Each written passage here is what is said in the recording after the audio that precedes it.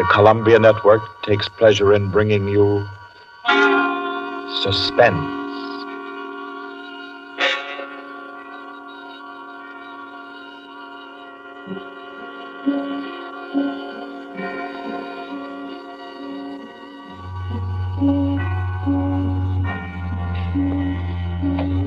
Suspense, Columbia's play theater of outstanding thrillers, produced and directed by William Spear and scored by Bernard Herrmann. The notable melodramas from fiction and stage and screen, from the world's great literature of entertaining excitement, presented each week to bring you to the edge of your chair, to keep you in suspense.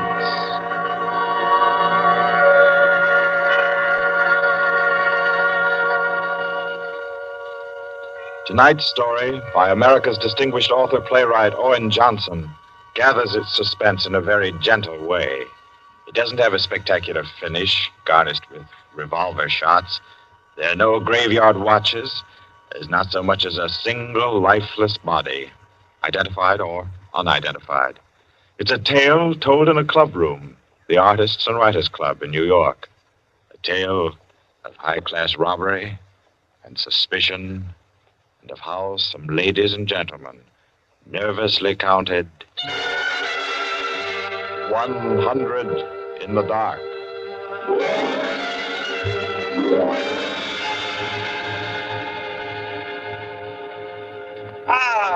That was a fine meal. Me for the club anytime. Here, we can all sit here, Quinny. Yes, if you'll just draw up that chair for Mr. Peters. Oh, yeah. Here you are, Mr. Peters. Thank you. Do you all know Peters? This is Mr. Steingall. How do you do? I know you. Mr. Golier. Oh, I believe we've met. Oh, yes. How are you? Oh, you know each other. Yes. And the one who drew up the chair, Mr. Rankin. How do you do? Well, I guess we're all acquainted now. To get back to our table discussion, Quinny. Oh, yes. How about a drink? Who'll join me? Oh, yeah, pleasure. Fine. John. Well, now, Steingall, as I said, there are only half a dozen stories in the world. What is more to the point? There's every reason Yes, sir. What? Oh, 5 with soda, John. Yes, sir. Now, where was I? Oh, yes. What is more to the point, gentlemen, is the small number of human relations that are so simple and yet so fundamental that they can be eternally played upon, redressed, and reinterpreted in every language, in every age, and yet remain inexhaustible in the possibility of variation. Well, that's true, of course. It's very possible. Take the eternal triangle. 2 men and a woman, or 2 women and a man. Its variations extend to thousands. That right, Rankin? Well, in a way. Ah, here we are. Set them down right there, John. Very well, sir. Soda. Here you are. Thank you. And you. Thank you. Soda, Peter? Yes, please. Another one. Here you are. Thanks. And here's yours. Thank you.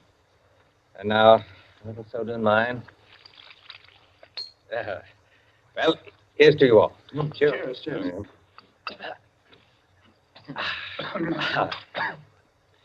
I'm afraid we can't see eye to eye, Quinny. I believe there are situations, original situations, that are independent of your human emotions, that exist just because they are situations, accidental and nothing else. As for instance? Well, I'll just cite an ordinary one that happens to come to my mind. In a group of 5 men, such as we are here, a theft takes place. One man is the thief. Oh, which one? Now, I'd like to know what emotion that interprets. And yet it certainly is an original theme at the bottom of a whole literature. It's not the same thing at all. Detective stories. I could answer that the situation you give can be traced back to the commonest of human emotions, curiosity. I think Quinny has you there, Rankin. What is the peculiar fascination that the detective problem exercises over the human mind? You will say curiosity. Yes and no. Admit at once that the whole art of a detective story consists in the statement of the problem. Anyone can do it. I can do it. Steingall can do it. Rankin, I believe even you can do it. The solution doesn't count. It is usually banal. It should be prohibited. What interests us is, can we guess it? There you have it, the problem, the detective story. Now, why the fascination? I'll tell you. It appeals to our curiosity. Yes, but deeper, to a sort of intellectual vanity. 5 men present. The theft takes place. Who's the thief? Who will guess it first? Whose brains will show its superior cleverness? You see? That's all. That's all there is to it. Out of all of which, the interesting thing is that Rankin has supplied the reason why the supply of detective fiction is inexhaustible. It does all come down to the simplest terms. 5 possibilities, 1 answer. Well, the reason is that the situation does constantly occur. It's a situation that any of us might get into any time. Yes, I know of an incident of that kind that happened to a friend of mine last month. Of course, gentlemen, you are glorifying commonplaces. Every crime, I tell you, expresses itself in the terms of the picture puzzle that you feed to your 6-year-old. It's only the variation that is interesting. Take the well-known instance of the visitor at a club and the rare coin, for example. You all know that story. You've heard it, haven't you? I don't think I have. Sure. Why, it's very well known. Well, go ahead, Quinny. Tell it. A distinguished visitor is brought into a club. A dozen men, say, present at dinner, long table. Conversation finally veers around to curiosities and relics. One of the members present then takes from his pocket what he announces as one of the rarest coins in existence. Passes it around the table. Coin travels back and forth, everyone examining it. And the conversation goes to another topic. All at once, the owner calls for his coin. It is nowhere to be found. Everyone looks at everyone else. First, they suspect a joke. Then it becomes serious. The coin is immensely valuable. Who has taken it? The owner is a gentleman. Does the gentlemanly, idiotic thing, of course. Laughs as he knows someone is playing a practical joke on him and that the coin will be returned tomorrow. The others refuse to leave the situation so. One man proposes that they all submit to a search. Everyone gives his assent until it comes to the stranger. He refuses, curtly, roughly, without giving any reason. Uncomfortable silence. The man is a guest. No one knows him particularly well, but still he is a guest. One member tries to make him understand that no offense is offered, that the suggestion was simply to clear the atmosphere. The stranger becomes very firm, very proud, and says, I refuse to allow my person to be searched, and I refuse to give the reason for my action. Another silence. The visitor evidently has the coin, but he is their guest, and etiquette protects him. Nice situation, huh? Well, What's the answer? The table is cleared. A waiter removes a dish of fruit, and there, under the ledge of the plate, where it's been pushed, is the coin. Banal explanation, eh? Of course. Solutions always should be. At once, everyone apologizes to him, whereupon the visitor rises and says, Now I can give you the reason for my refusal to be searched. There are only 2 known specimens of that coin in existence, and the second happens to be here in my vest pocket. that's rather obvious. Of course, the story is well invented, but the turn to it is very nice. Very nice, indeed. Well, I don't know. Ending is very unsatisfactory. The visitor should have had on him not another coin, but something absolutely different, something destructive, say, of a woman's reputation, and a great tragedy should have been threatened by the casual misplacing of the coin. Well, I've heard the same story told in a dozen different ways. Oh, it's happened 100 times. It must continually happen. I know of one extraordinary instance. In fact, the most extraordinary instance of this sort I've ever heard. Peters, you rascal. I see you've been quietly letting us set the stage for you. Well, it's not a story that will please everyone, Why not? because you will want to know what no one can ever know. It has no conclusion, then. Yes and no. As far as it concerns a woman, quite the most remarkable woman I've ever met, the story is complete. Do I know the woman? Possibly. Probably, I should say. Uh-huh. As a matter of fact, this should be particularly interesting to you because I believe that most of you are acquainted with the people involved. The names, of course, are disguised. I think, yes, I have. Just time before I catch my train to tell it to you.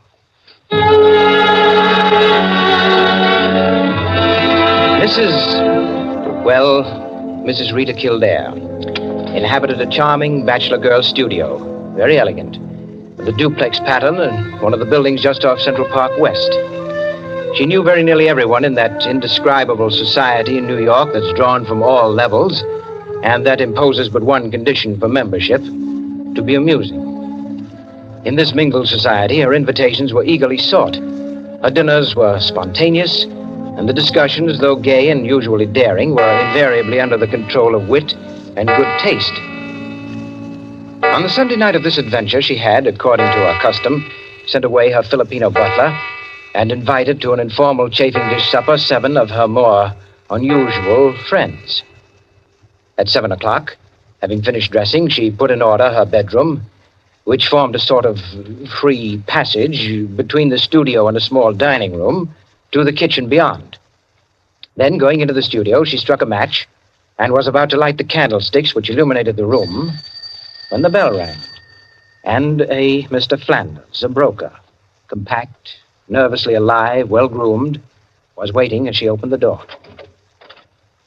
Well, you're early. On the contrary, you are late. Well, in any case, hello, and come inside. Here, let me take your things. Thank you. Well, I'm the first, I suppose. Of course. And since you are, you can be a good boy and help me with the candles. Delighted. Who's to be here tonight? The Enos Jacksons? I thought they were separated. Not yet. How interesting. Only you, dear lady, would dream of serving us a couple on the verge. It is interesting, isn't it? Assuredly. Where did you know Jackson? Through the Warings. Jackson's a rather doubtful person, isn't he? Well, let's call him a very sharp lawyer. They tell me, though, he's been gambling pretty much. In deep. How about yourself? Me?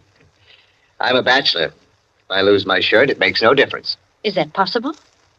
Probable, even. Who else is coming? Oh, Maud Lily. You know her? I don't think so.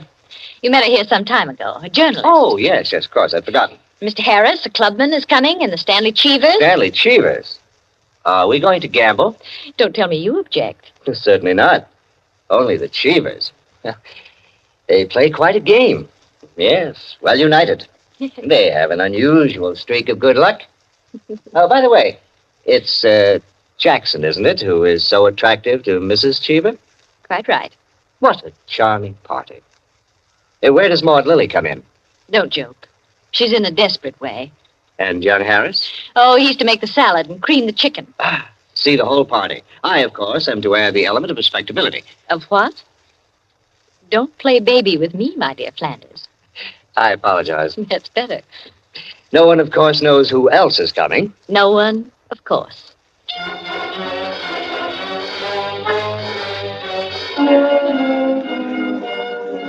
The Stanley Cheevers entered.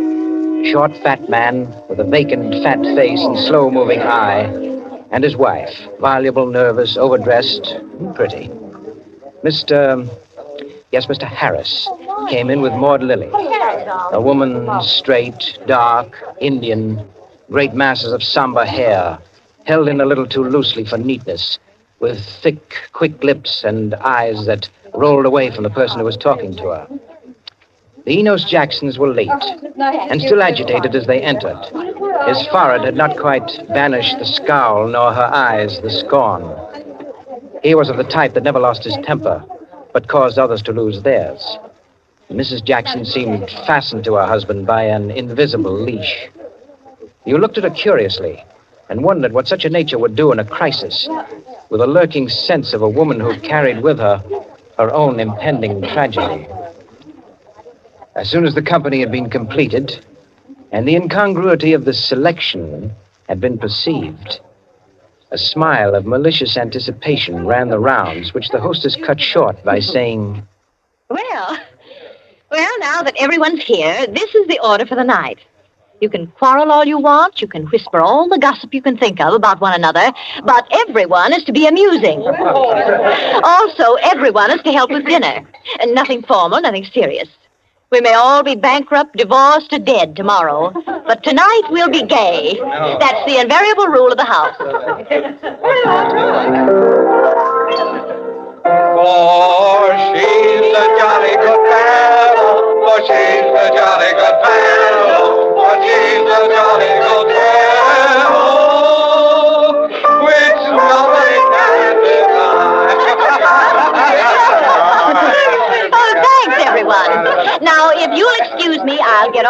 cooking. Harris, I'll need you. Right with you. May I be of any help? Thank you, Ma, dear. Oh, Mrs. Cheever, you might come along, too. All right.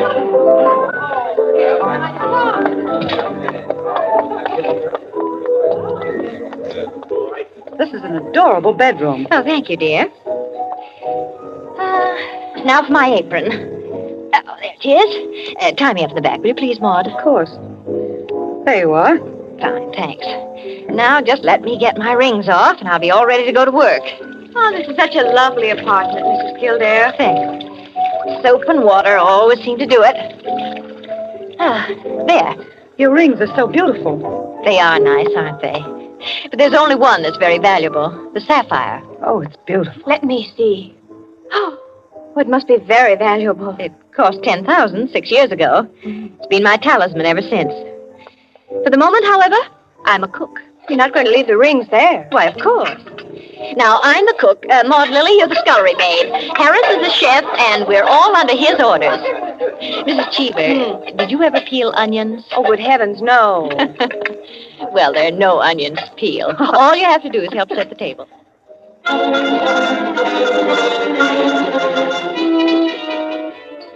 Under their hostess's gay guidance, the 7 guests began to circulate busily through the room, laying the table, grouping the chairs, opening bottles, and preparing the material for the chafing dishes.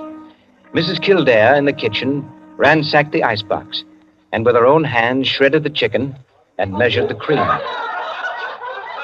Flanders, carry this in carefully.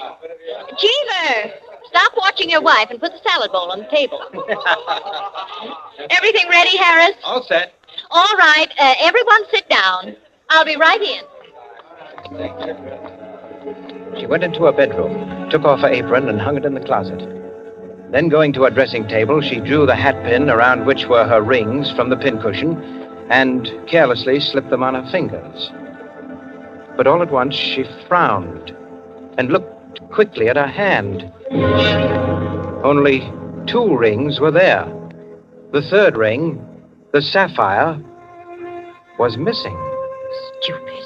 She said to herself, and returned to her dressing table. Immediately, she stopped. She remembered quite clearly putting the hat pin through the 3 rings. She made no attempt to search further, but remained without moving, her fingers slowly drumming on the table. Who had taken the ring? Each of her guests had had a dozen opportunities in the course of the time she'd been busy in the kitchen. She ran over their characters and their situations as she knew them. Strangely enough, at each, her mind stopped upon some reason that might explain a sudden temptation. To find out nothing this way. That's not the important thing to me just now. The important thing is to get the ring back. And slowly, deliberately, she began to walk back and forth, her clenched hand beating the deliberate, rhythmic measure of her journey.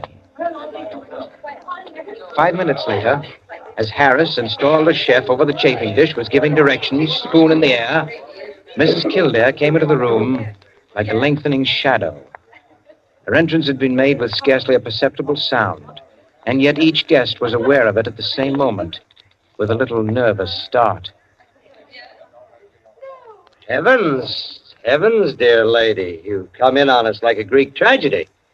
What is it you have for us? A surprise? I have something to say to you. Mr. Enos Jackson, Yes, Miss Kildare? kindly do as I ask you. Certainly. Go to the door, Go to the door. please. Yes? Lock it, and bring me the key.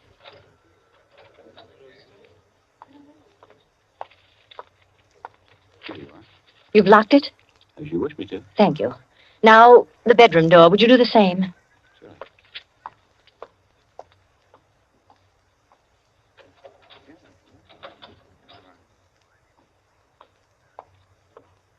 Thank you, Mr. Jackson. Mr. Cheever, Yeah? would you blow out all the candles except the candelabra on the table? Blow out all the candles. Except the candelabra. All right. For goodness sake, Mrs. Kildare. What is it? I am getting terribly worked up. My nerves are all Sorry, on edge. Mrs. Jackson. That's the last candle. All right. Now listen. My sapphire ring has just been stolen. You don't mean it. The ring's been taken within the last 20 minutes. I'm not going to mince words. The ring has been taken, and the thief is among you. But Mrs. Kildare, is it possible? Yes, Mrs. Cheever. There's not the slightest doubt. 3 of you were in the bedroom when I placed my rings on the pincushion. Quite true. I was in the room when she took them off. The sapphire ring was on top. Each of you has passed through there a dozen times since. My sapphire ring is gone, and one of you has taken it. For heaven's sake. Now listen.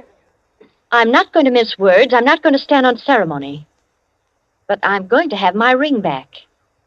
Listen to me carefully. I'm going to have that ring back. And until I do, not a soul shall leave this room. I don't care who's taken it. All I want is my ring. Now, I'm going to make it possible for whoever took it to restore it without possibility of detection. The doors are locked and will stay locked. I'm going to blow out the remaining candles in the candelabra, and I'm going to count 100 slowly. There'll be an absolute darkness. No one will know or see what's done. But if, at the end of that time, the ring is not here on the table, I shall telephone the police and have everyone in this room searched. Am I quite clear? Everyone take his place about the table and remain standing, please. That's it. That'll do. Now, I'll blow out the candles and count 100. No more, no less. Remember, either I get that ring, or everyone in this room will be searched.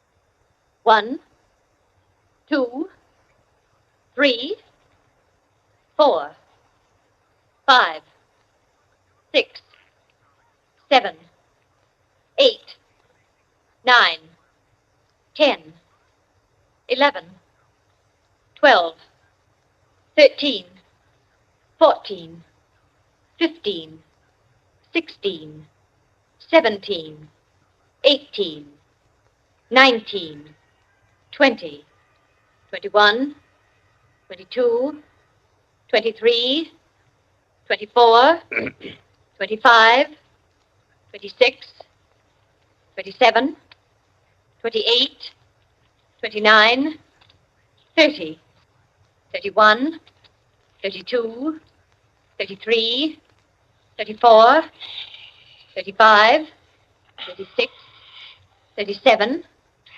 38, 39, 40, 41, 42, 43, 44, 45, Foot slubbed off the chair. I'm 46, sorry.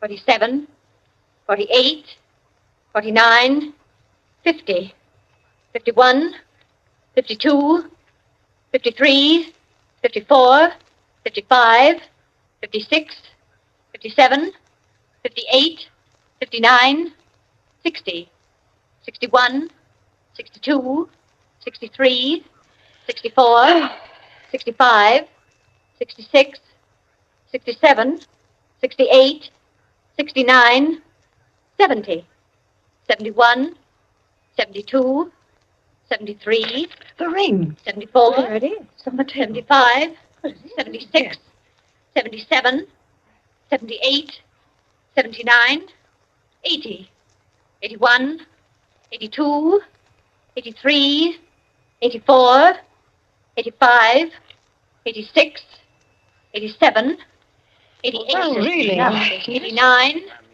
90, 91, 92, 93, 94, 95, 96, 97, 98, 99, 100.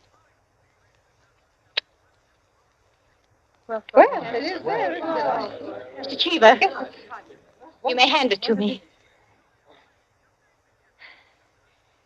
Well, now that that's over, we can have a very gay little supper. The lights, someone.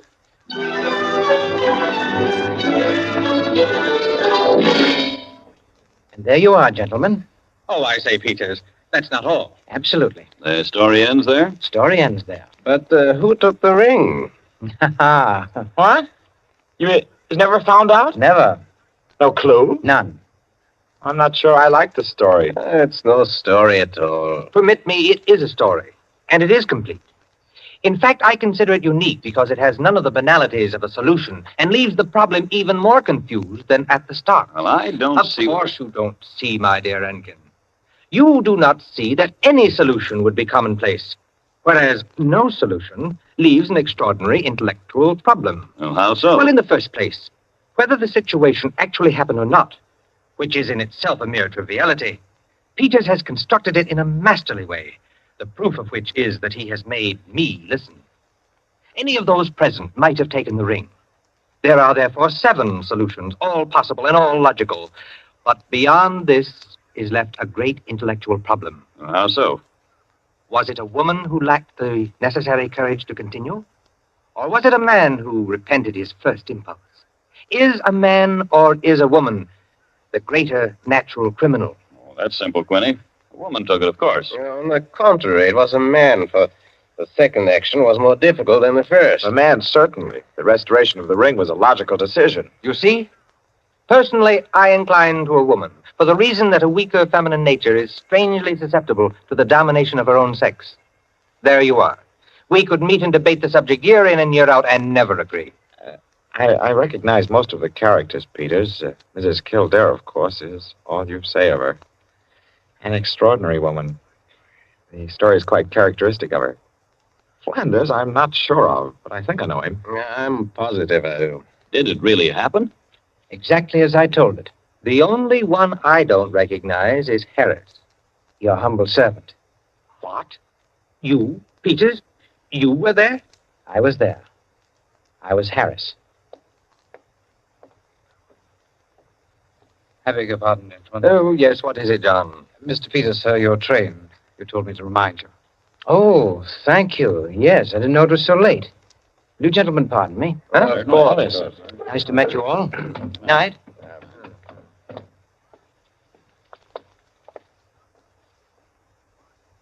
Curious chap. Extraordinary. Well, now, I wonder. I wonder if we're wondering the same thing, gentlemen.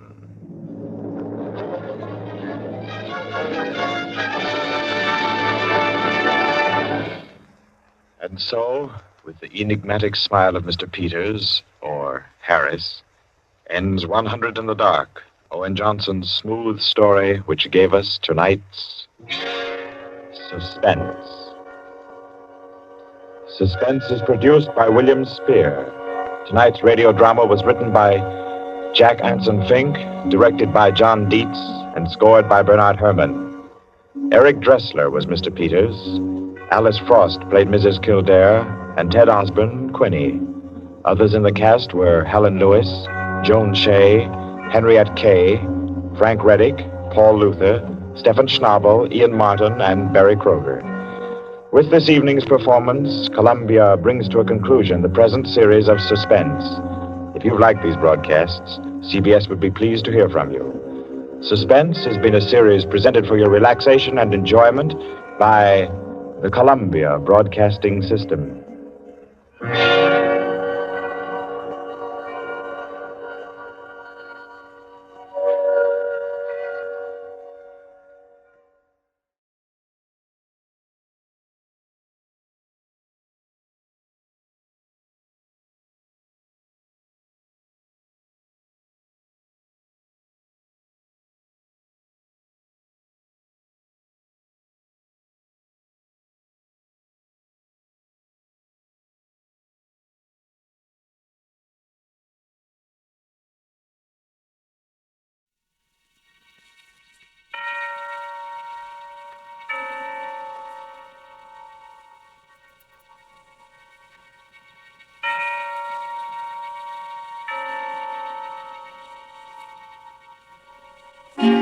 Suspense.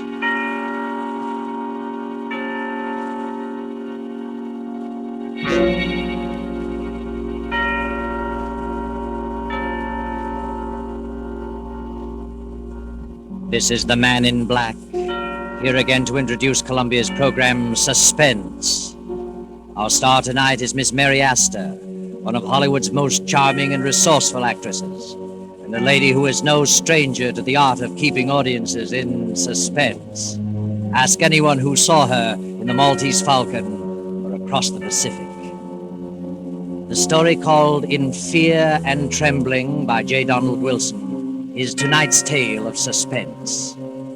If you have been with us on these Tuesday nights, you will know that suspense is compounded of mystery and suspicion and dangerous adventure. In this series are tales calculated to intrigue you, to stir your nerves, to offer you a precarious situation, and then withhold the solution until the last possible moment.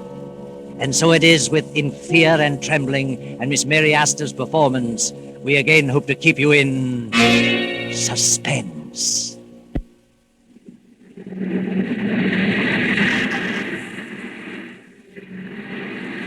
At the edge of the cliff, overlooking the sea, sits a gray stone mansion, weather-beaten by the storms of several decades. To this mansion, Gilbert Durant brought his bride, Lucia. That was 4 years ago. Gilbert and Lucia were quite happy until a year ago, when Lucia's half-sister Beverly came to live with them. Gradually, something began to happen. Lucia felt that some insidious horror was beginning to gnaw at her happiness. She began to know that Gilbert's ardor was beginning to cool.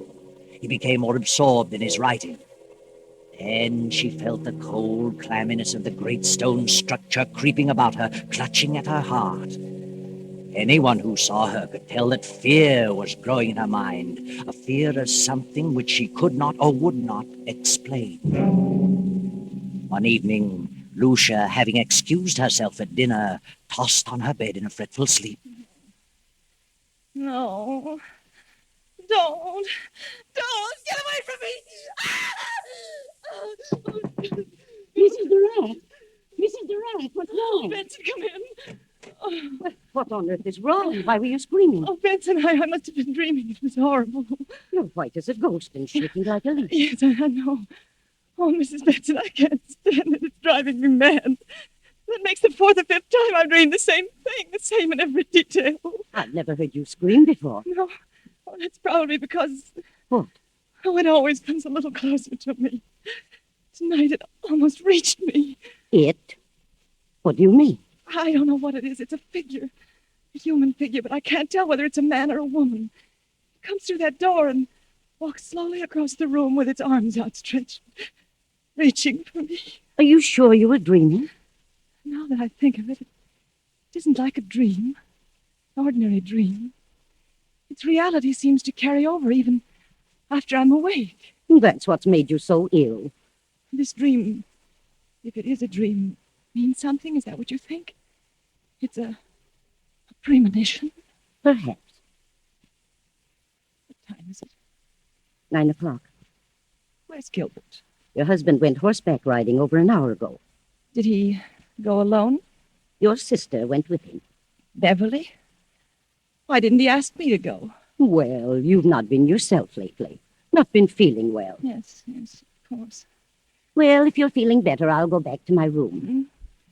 Oh, yes, I'll be all right. Thank you, Miss Benson. Good night. Good night, ma'am. Gilbert.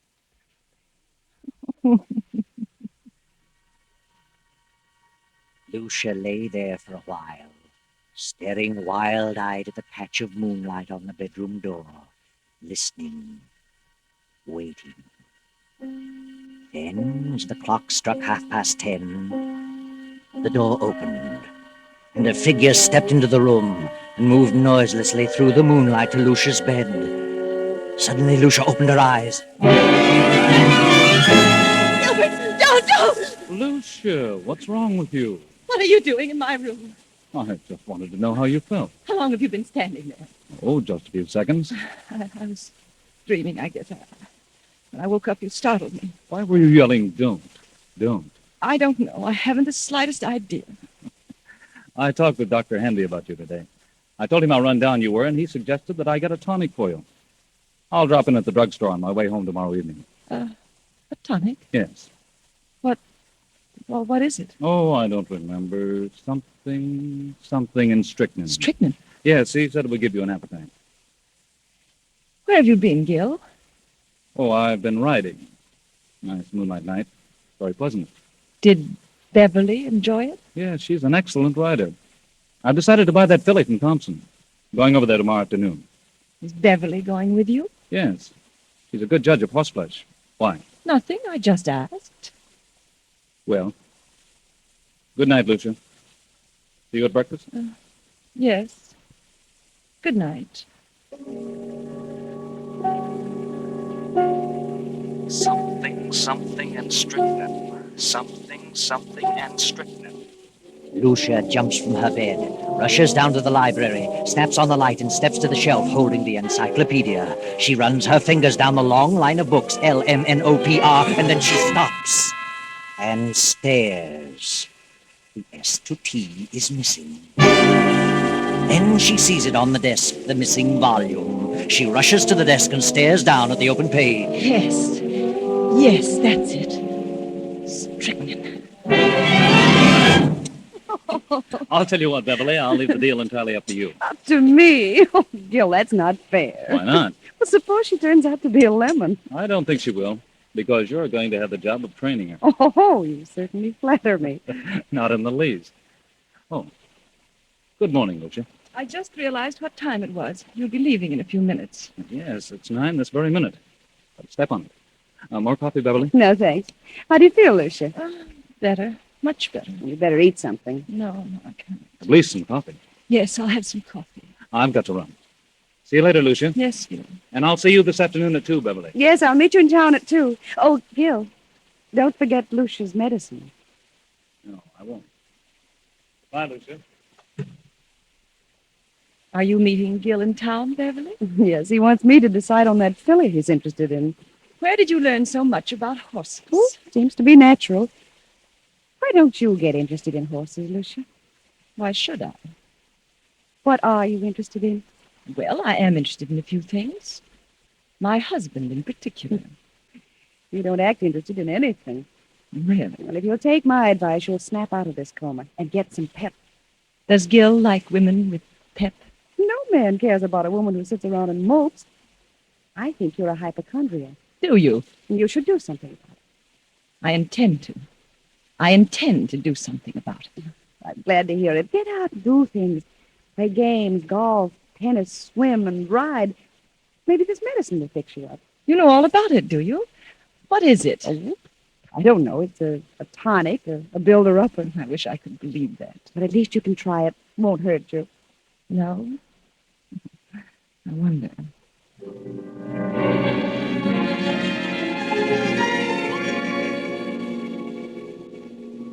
Oh, come in, Dr. Hanby. Well, Lucia, why did you call me out here? What's wrong? I just couldn't make it into town. Oh, it can't be as bad as all that. Did Gilbert talk to you about me yesterday? I saw Gil for a few moments at the club during lunch. Said you were run down. Did you give him a prescription for me? Oh, never do that until I've examined the patient. You didn't give him a prescription. Well, no. What did you suggest for me? Oh, I don't know. Mentioned a few tonics he might get for you. Spoke of beef iron and wine and sherry and egg and... I don't remember what else. Then you mentioned nothing specifically. I don't think so. I see. Now, what seems to be wrong with you, Lucia? I don't know exactly, but something has been happening to me that, well, frankly, I'm afraid I'm losing my mind.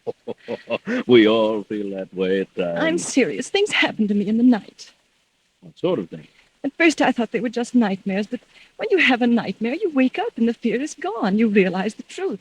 But this vision that comes to me haunts me through the waking hours as well. Vision? Something, I think it's a person, comes through my bedroom door, comes toward my bed with outstretched arms as though it intends to strangle me. Each time it comes a little closer. And my fear is that eventually it will get to me before I wake up. See. You always dream the same dream? If it is a dream, yes. And who is the person? I don't know.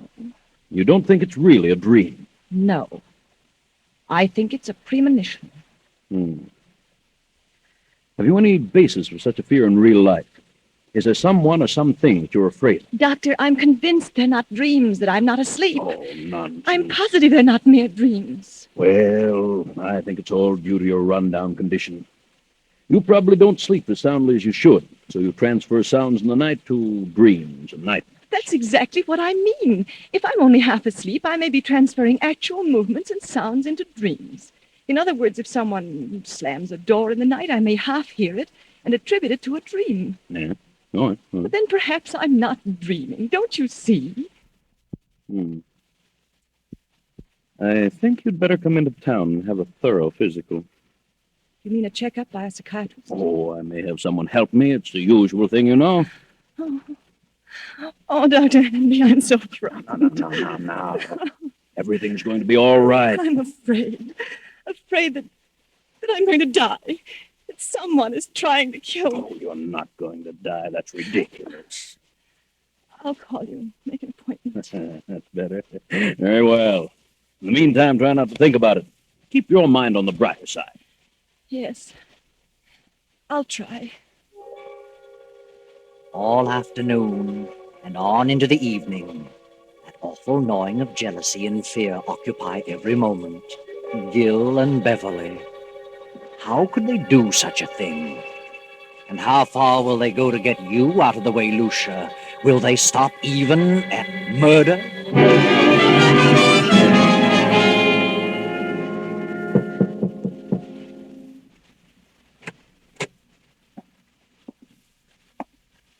Are you asleep, Lucia? No, I'm not asleep. How are you feeling? I seem to have developed a headache. Have you eaten anything today? No, I didn't care for anything. Well, this will help you. Better take a dose now. I'll measure it for you. What is it? Well, it's the tonic. Did Dr. Hanby prescribe it? Yes. Yes, he did. Where's Beverly? Down in the library. Did you buy the horse? Yes, Beverly thought she was a fine animal. I didn't know Beverly knew so much about horses. She's a horsewoman after my own heart. Is she? Rides like the wind, too. She had intended to go home tomorrow. Is she staying on? She's got to. I wouldn't think of her leaving now. Why not? Well, for one thing, she's going to train the horse. And what else? Why, nothing else. Here, take this. It's a little bitter, but you'll get used to it. Gil, Go ahead, it won't hurt you. I don't want it. And why not? It has poison in it. I suppose it does have a little, yes. But only enough to act as a tonic. I don't want it. I won't take it. Are you going to act like a child? Take it and quit arguing. I won't. Take it, swallow it down. I can't take it. You're impossible, Lucy. I'm afraid. You need this medicine, but you're so confoundedly stubborn you'd rather sit around and mope all day. Very well, there it is. You can take it or not. I'm disgusted trying to help you pull out of this. Good night. No. Wait, Gil. I'll take it. I don't care whether you do or not. There. I've taken it. Terribly bitter. Well, that's more like it. Now take another dose around 11. Gil, where's Mrs. Benson? Why, I told her she could have the night off. Thought she might like to spend the evening in town. You let her off? Yes, she's been sticking pretty close lately. Yes, she has. Good night. Good night, Lucia.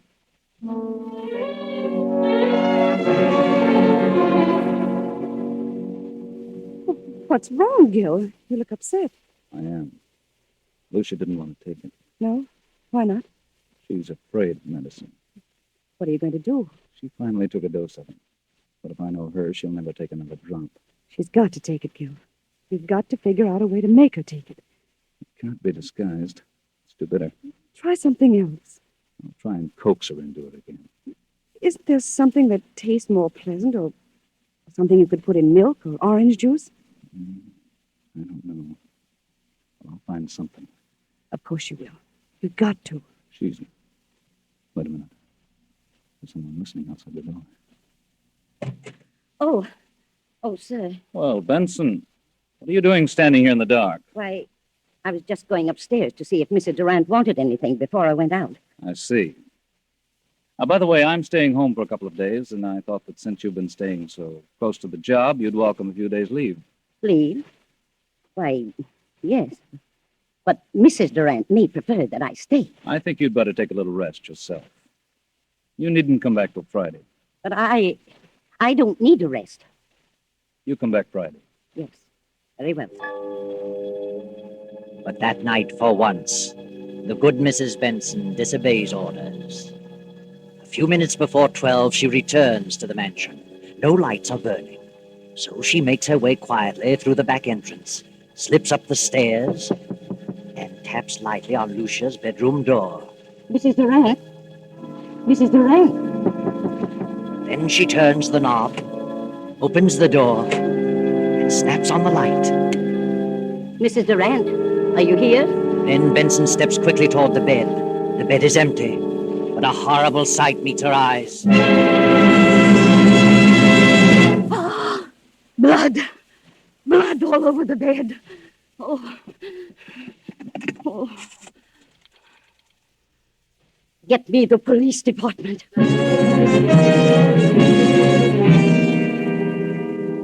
All right, Mrs. Benson. Now, just calm down and tell us what happened this evening. Well, earlier in the evening, Mr. Durant told me that I could have the night off since I'd been staying close to Mrs. Durant for some time. And then later he said he decided to let me off until Friday. I didn't want to go, but he insisted. Was there anyone else in the house? Yes, Mrs. Durant's half-sister, Beverly. Did you leave the house? Yes, but I sneaked up the back stairs and told Mrs. Durant I'd be back about midnight. If you had till Friday, why did you come back at midnight? Because we were both frightened. Of what? Well, Mrs. Durant had been having premonitions that someone was trying to kill her. Who was trying to kill her? She didn't know, but she was terribly frightened. Is that all? No. Her husband tried to get her to take some medicine he had brought home. She refused, and he got angry. How do you know he was angry? I heard him talking about it to Beverly. They were in the library. And he told Beverly that Lucia was stubborn.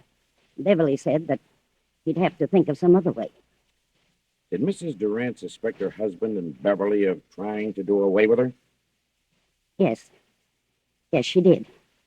She was convinced that Mr. Durant and Beverly were in love and wanted her out of the way. I see. Well, so you came back tonight because you anticipated that something was going to happen. Yes. House was dark, so I came up the back stairs, knocked on her door. When I got no answer, I came in, turned on the lights, saw she was gone, and then I saw the bed all covered with blood. She wouldn't take the poison, so they did it another way. That's what they planned in the library. Where are they now? Any idea? Well, they didn't expect me back tonight, so they're probably gone to dispose of the body, intending to come back here and clean the place up later. I see. Anybody else know about Mrs. Durant's fears? Yes, she talked to Dr. Hanby. I called him right after phoning the police and told him about it. He knows. Dr. Hanby, Captain Blake. What in the world is the meaning of this? From all indications, Mrs. Durant has been murdered and the body disposed of. Doctor, I understand Mrs. Durant told you that she was afraid that something was going to happen to her, that she was going to die. Who told you that? Mrs. Benson here. I see. Well, she did call me in this morning. She'd been having strange dreams. Premonitions, she called them. I called them hallucinations. Who do you think it was? Well, she couldn't tell whether it was a man or a woman, but someone was always approaching her bed with outstretched arms, trying to choke her. Do you think it was more than a dream? She was a sort of hypochondriac. I asked her to come into town where I could give her a thorough examination. I didn't take her story too seriously, but this certainly puts a different slant on the entire picture. Yes. We haven't found the body, but I have men out looking now. We'll find it. Here's Mr. Durant and his sister-in-law. They found them about half-mile down the beach. Oh, how are you, Durant? What in the world goes on here? What's wrong, Doctor? Take a look at that bed. What happened? Lucia. Where is she? We thought you might enlighten us on that point. What do you mean? Where is she? Is Lucia dead? Oh, Gil, What happened? We think your wife has been murdered. Murdered? What are you doing here, Mrs. Benson? I thought you were gone till Friday. Why did you tell her to go until Friday? Why, I thought she needed a rest. She'd been having long hours. Where is Lucia? Where have you and your sister-in-law been? Why, I slipped upstairs and saw Lucia was asleep, so we decided to take a little ride down the beach. was still early. Mm-hmm. Didn't take anything with you? Certainly not. What do you mean by that? What would we take? I don't know. I just asked. Did you two try to get Lucia to take some medicine? No. Wait a minute, Beverly. That won't do any good. Yes, we did. Lucia was run down and needed a tonic. But she refused to take medicine. Why did she refuse? I don't know. Maybe she was afraid of being poisoned. Poisoned? Why should I want to poison her? Lucia was my wife. How long has your sister-in-law Beverly been here with you? Well, I don't know. Quite some time. Just a minute. Are you inferring that Gil and I... I'm not inferring anything. I merely asked you a question. Well, Gil, tell him that... Just a moment, Beverly. Mrs. Benson, what have you been saying? What did you tell them? I told them the truth. You think I planned to kill Lucia? Is that it? Yes, you and this woman. You're out of your mind. You tried to get her to take some medicine. She knew you were in love with her sister and that you were trying to poison her. And how did she come to that conclusion? She had premonition. That means nothing. And besides, I heard you talking, you and Beverly, planning the whole thing. What? She's lying. I heard you. When you realized Lucia wouldn't take the medicine, Beverly said you'd have to think of some other way. Some other way to what? To get rid of her. To kill her. There must be some... Dr. Hanby, you know better than this. Do you think I had a reason back of wanting to know about various medicines? Well, no, I didn't. Not at the time, but now... Now what? Well, sorry to say it all adds up to something suspicious. Seems more than just coincidental. Do you think I killed Lucia? Look about you. Look at the room. What else am I to think? What was the tonic you tried to give your wife? It had strychnine in it. That right, Durant? Oh, yes. It was one of the things Dr. Hanby mentioned. It was iron, quinine, and strychnine.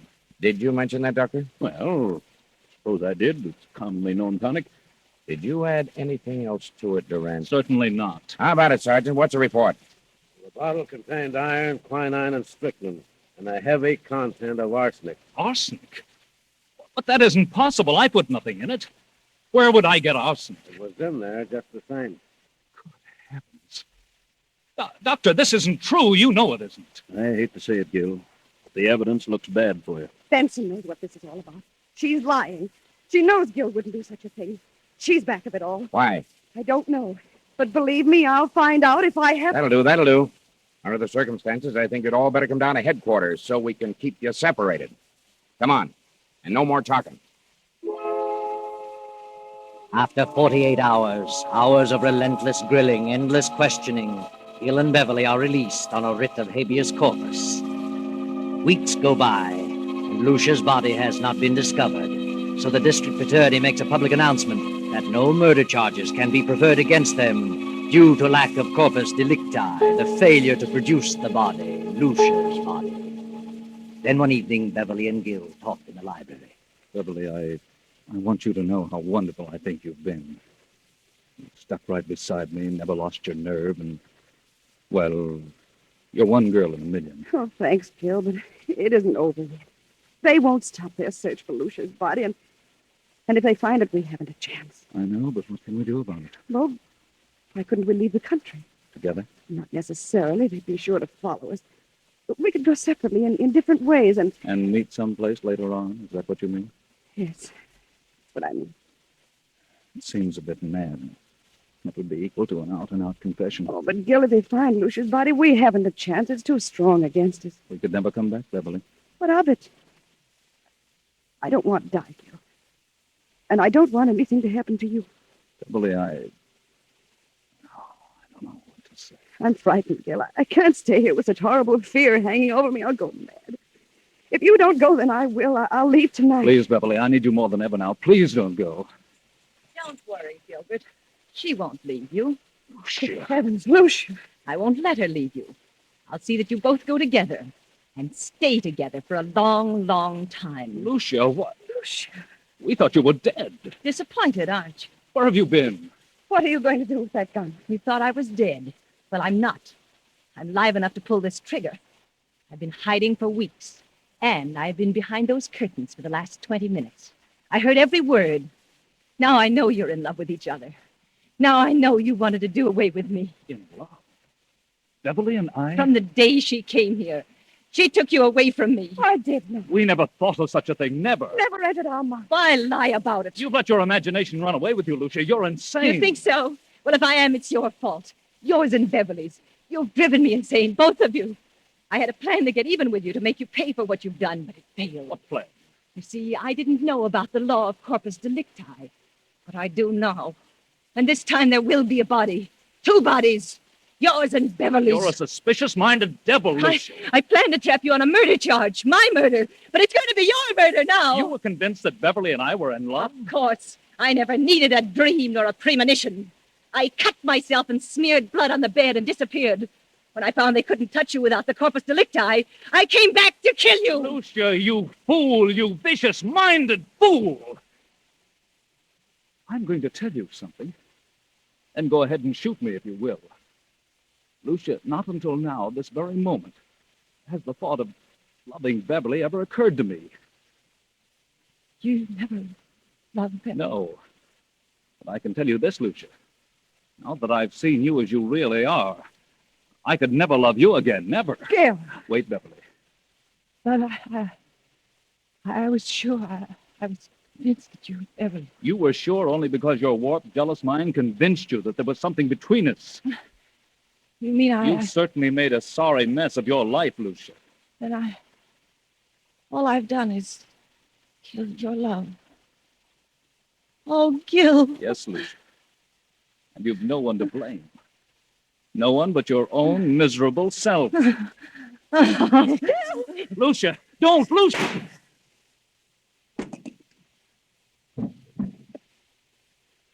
Oh, Gil. Yes, Beverly. But it's probably the best thing for her. And for us.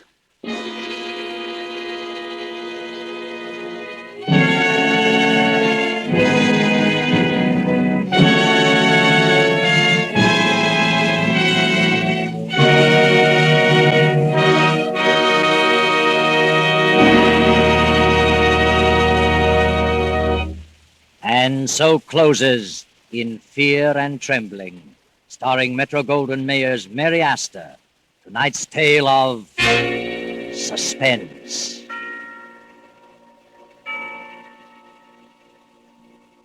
The broadcast originated in Columbia Square in Hollywood. This is your narrator, the Man in Black, who conveys to you Columbia's invitation to spend this half hour in suspense with us again next Tuesday, when another of the screen's lovelier leading ladies, Geraldine Fitzgerald, will star in the uneasy drama called Will You Walk Into My Parlor? William Spear, the producer, Ted Bliss, the director, Bud Gluskin, the musical director, Lucian Morowick, the composer, and J. Donald Wilson, the author, collaborated on tonight's Suspense.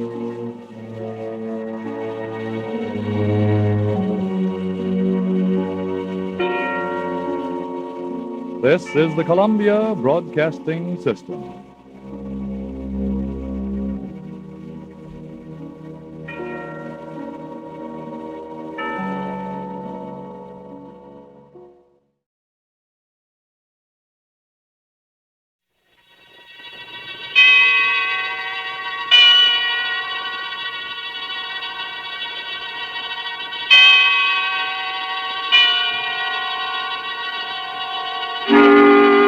Suspense.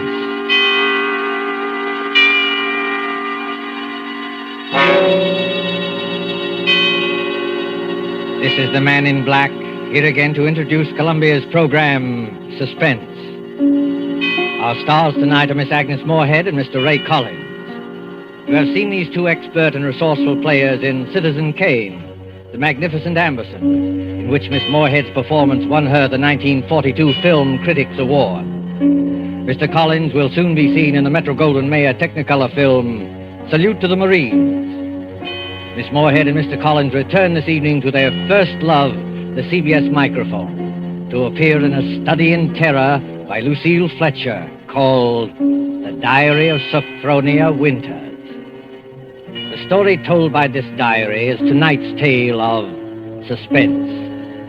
If you've been with us on these Tuesday nights, you will know that suspense is compounded of mystery and suspicion and dangerous adventure. In this series are tales calculated to intrigue you, to stir your nerves, to offer you a precarious situation, and then withhold the solution until the last possible moment. And so it is with the Diary of Sophronia Winters and the performances of Agnes Moorehead and Ray Collins. We again hope to keep you in suspense.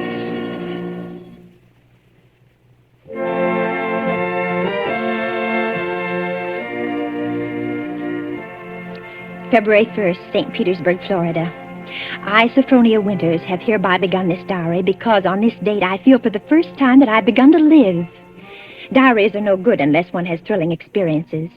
For 40 years, I've never had what could really be called a thrilling experience. But Papa's death has changed everything. Here I am in beautiful St. Petersburg with everything to start life anew, money in my purse, 2 suitcases full of new clothes, and a gorgeous new permanent wave. And Florida is really the land of romance. It doesn't matter whether you're 17 or 70. There are parties and dances and bingo games and flirtations for all. My landlady, in fact, tells me that people often become engaged and even married to perfect strangers overnight. I'm still shy, of course, but just the same, it's such fun and so thrilling to think one's fate may be just around the corner.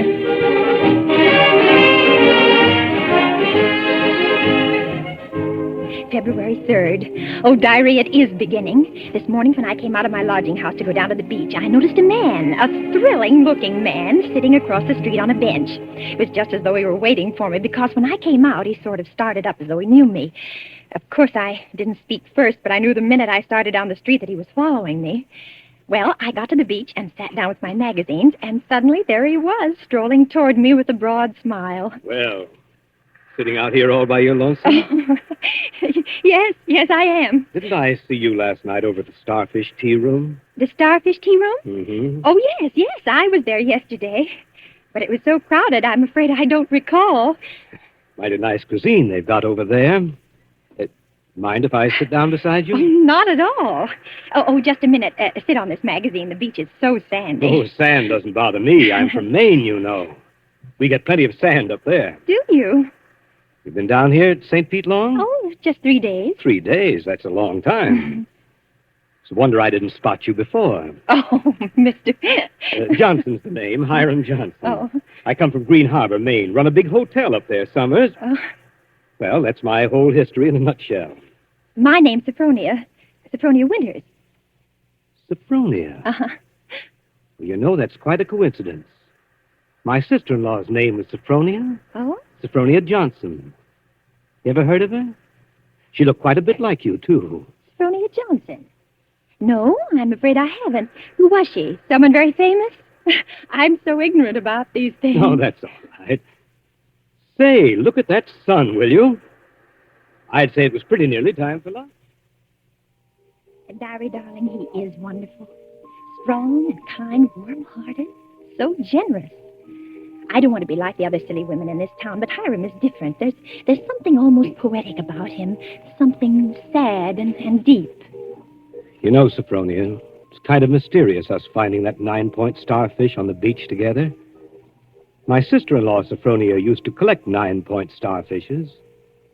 And to think your name's Sophronia, and you find a 9-point starfish with me. Well, it kind of draws us together, eh? Huh? What do you think? Completely. As though I'd known him all my life. My landlady says it's foolish. But look at Romeo and Juliet. Weren't they foolish? What's the good of waiting, Sophronia? I've got to be back at the hotel in a week. We may never see each other again. Oh, Hiram, don't say that. I couldn't bear it. Then let's do it right away. Tomorrow? There's a parson out on Coral Avenue who'll do the job for us. We can take a nice moonlight drive out to the alligator farm afterward, have a nice shore dinner, then climb on board the Orange Blossom tomorrow night from Maine. Just think of Maine. The big dark pine woods, the sand, the bay. The two of us alone together. The two of us alone together.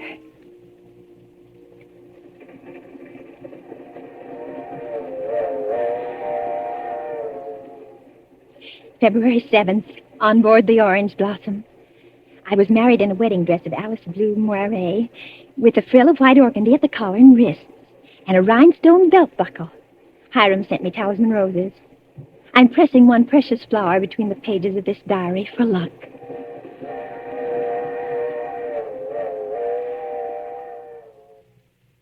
See it beyond this bend in a couple of minutes. Bags heavy? No, not particularly, dearest. Oh, I can't get over that taxi man at the station. Imagine his insolence, saying he couldn't drive us over. Maybe he didn't have any gas. It happens sometimes around here. Well, anyway, I'm glad the weather's so mild. Can you imagine what it would be like in a blizzard? There's the place. Oh, wait a minute. I don't want to look until I put down these bags. Now, where? There. Through those big pine trees. Oh, it is big, isn't it? 125 rooms. So many fire escapes and balconies and porches and towers. I stayed in a hotel like that once years ago with Papa. It was very fashionable then. My grandfather built that place 50 years ago. Hasn't been changed much since. No? Well, of course, you've put in modern plumbing. Not yet. Here we are. Walk in. Oh, what's that? Just a foghorn out in the bay. Fog? We get it almost every night in this kind of weather. What are you locking the gate for? Why not? There's nobody coming in after us. We're going out again for a while. But I thought you said the hotel. The hotel is empty.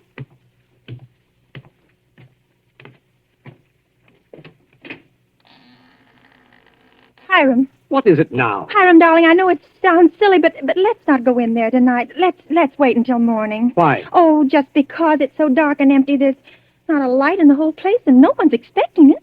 What do we eat? Where will we sleep? Let's stay in the village just for tonight. I've got things to eat and a place to sleep. Come on. Oh, my arm, Hiram. Hiram. You remember my telling you down in Florida about my sister-in-law, Sophronia? Well, that's her over there on the wall. Take a look at her. Hiram, you hurt me.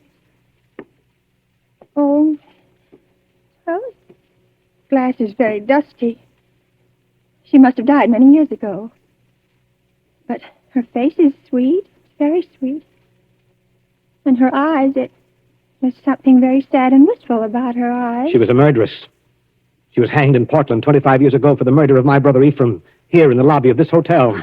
She murdered him in cold blood with an axe. That fire axe hanging over there on the wall. Hiram. It was a summer day. There were guests sitting out on the front porch in the rockers. It was just after lunch. My brother Ephraim was sitting at the desk counting his loose change. My mother was crocheting in that old wicker rocking chair. Sophronia came downstairs, humming a hymn. Oh, don't, Hiram. Please don't tell me any more. Why not? Well, it makes me nervous to hear it like this in this big shadowy lobby. And your eyes, Hiram. Your eyes. Hiram, you're acting so strange. Hiram, what's the matter with you, dear? I know it was a terrible tragedy, but it happened 25 years ago. Don't touch me, Sophronia. Don't touch you. Do you remember what I said to you in Florida? What did you say?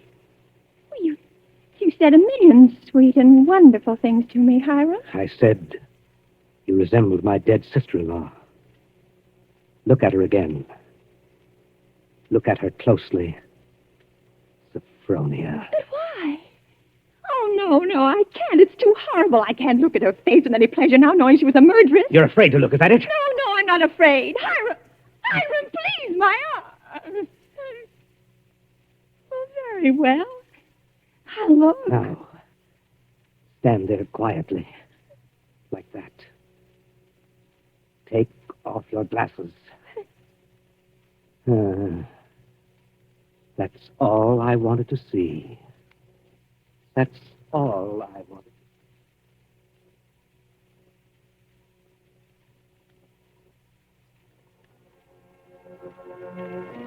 February 13th, Green Harbor Hotel, Maine. I can't understand it. I try to fathom it, but my head aches and my heart is heavy. The hotel is deserted. Has been for 25 years. Everything is covered with spiders and cobwebs. Great dining room with its oak woodwork is alive with rats. And the row of broken rocking chairs on the front porch faces emptily out to sea. Does he mean this to be my home? He's downstairs in the shabby parlor, off the lobby, playing the harmonium.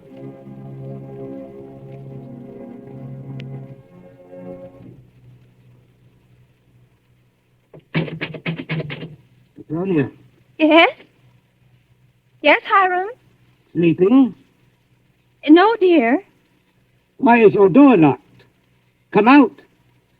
I want to show you around the place. It's all right, dear. I've seen it. I've seen just about everything. No, you haven't. You haven't seen the grounds at all. The grounds? But, Hiram, it's after midnight. I want to show you where my sister-in-law, Sophronia, is buried. Well, not tonight, dear. Please, it's so late, and I have a headache. Open the door, Sophronia. I want you to come now. No, I shan't. Oh, go away. Let me alone. I won't. I won't. No use carrying on like that. You see, I have pass keys to all the doors.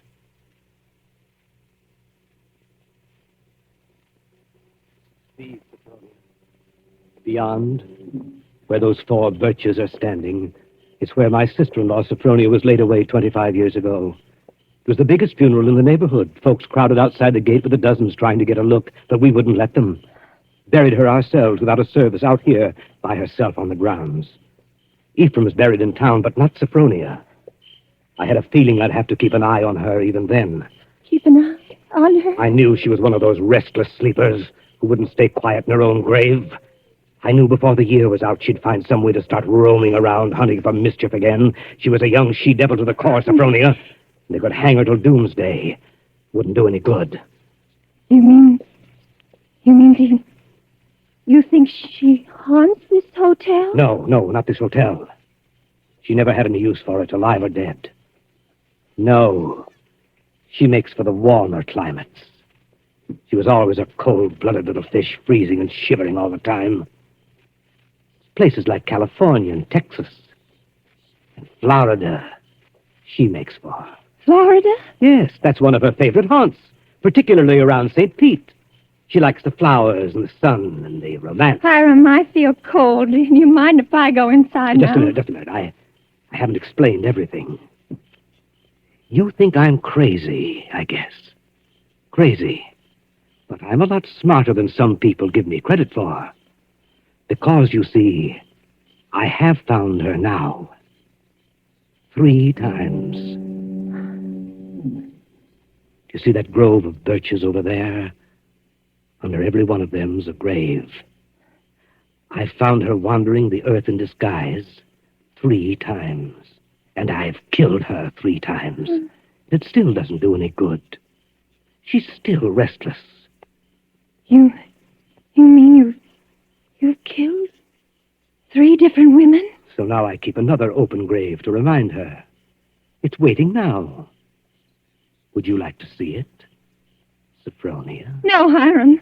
No, please, Are you afraid to see it, Sophronia? No, Hiram, you don't mean to say that you think just because my name happens to be Sophronia and that I look a little like... Think what, Sophronia? Nothing.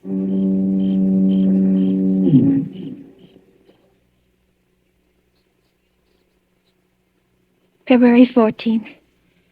My mind is made up. I made a terrible mistake, and I must get away from this place. I must get away from Hiram as quickly as I can.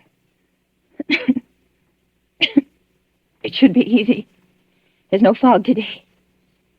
If I can only escape from the hotel, I can run and hide in the pine woods. No. I shall wait for dusk, when he generally sits down in the parlor and plays the harmonium. I can hide a little earlier in one of the deserted rooms, and then, when his back is toward the lobby, step out the front door.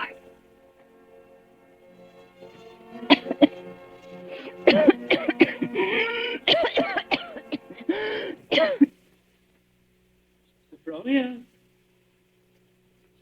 Sophronia! Sophronia! Oh, There you are. What's the matter? Anything wrong? No, Hiram. You didn't want anything outside, did you? Because if you do, you'll have to ask me to get it for you. You see, I always keep the front door locked. Yes, Hiram. Yes, the back door, too. And all the doors leading out into the porches and fire escapes. And a good many of the windows. It makes one feel safe from thieves and peeping Toms. Oh, you've got a cold. That's too bad. Yes. I must have caught it last night. Outdoors. The damp. You ought to be in bed. A good bed. The only good bed in the house is in my sister-in-law, Sophronia's old room. No, Hiram. I'm all right. Is this a little head cold? Oh, little head colds often develop into pneumonia. Why, it's too bad I didn't think of that before. You might have slept in it from the beginning. Here, up these stairs. What's the matter? Are you so weak? No. No, I'm all right. This room is the cleanest in the hotel, too. I've always had a sort of suspicion about it. You see, I've kept everything as it was. What's the matter? Nothing. It's just... It seems kind of familiar. No. It's just that seeing it so clean, seeing it as though someone were living here, as though they'd only just stepped out for a moment. It's as she left it that afternoon when she walked down to murder my brother. You see her needlework on the table with the needle sticking in it? And her hymn book still open? She was very fond of singing hymns, Sophronia was. Had a nice voice, too. I used to accompany her. Oh. I'll turn down the bed for you. Then you can get undressed while I go and make you some hot tea. No, I don't want any. Here's the closet. You can put on one of Sophronia's dressing gowns.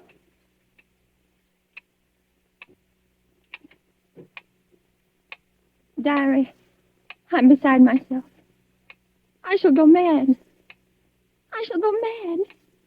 2 hours have passed since he locked the door upon me. Night's fallen and I'm alone. Alone in this horrible room with its hideous little mementos of death. I'm sitting here at her little wicker table trying to write this. Somehow, when one writes about a thing, it doesn't appear so real. My hand is just brushed against her needlework. Her hymn book, where they still lie, waiting. I can bear having them near me no longer. I must get them out of sight. Anywhere. In that closet. A bureau door. Ready for your tea? No. Yes, Hiram. Why aren't you in bed? You'll take worse cold, you know. I'll get in bed in a minute. First, Oh. Brushing up on your needlework again?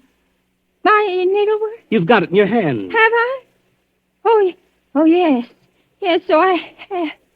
But I wasn't working on it, Hiram. I swear I wasn't. I've never done a stitch of needlework in my whole life. I don't know one embroidery stitch from another. Let me show you. Look, I don't even know how to hold the needle. Get into bed, Sophronia. You're feverish. Before we go on, Hiram, before you go on thinking, we've got to have an understanding. You've got to let me explain. I was born in 1892 in Kalamazoo, Michigan.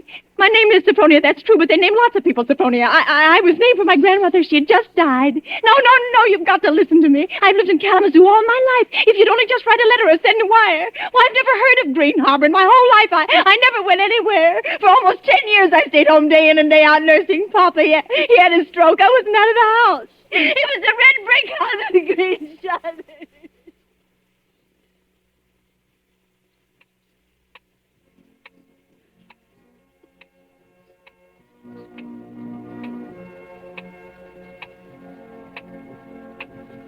February 15th.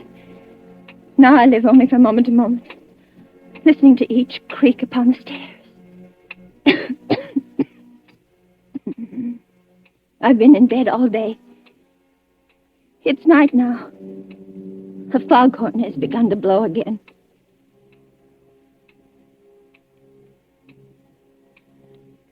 February 19th. I woke up early this morning after a wretched night, and the date was burning in letters of fire in my brain. If he's planning to kill me, it'll be today. But the hours have been crawling on. It's almost midnight. Oh, why, if he's going to kill me, doesn't he do it at once? Why does he torture me like this? I'd rather be dead than sit here in this room one moment longer. I can't bear it.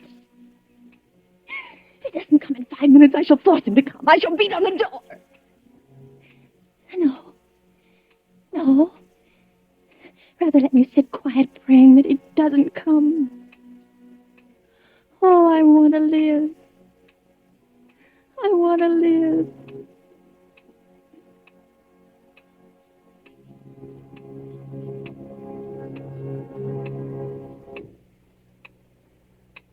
Sophronia! It's come. Sophronia! Come downstairs. I want you to sing me a hymn. Sing? He never asked me to sing for him before. But she sang. I can't sing, dear. I told you that long ago. Did you? Well, I'd forgotten. And besides, how can I come downstairs when my door's locked? It's unlocked. Try it. Unlocked? Oh, no. How could it be? Oh, it is, and I never know it. I never know it. Coming? He unlocked it. Sometime while I was just sitting. Oh, why didn't I try a few more times? Why did I just sit there assuming? No, he'd have got me anyway. He'd have known. But I might have... Oh, now it's too late. He's going to kill me. Sophronia! Yes, Hiram. I'm coming.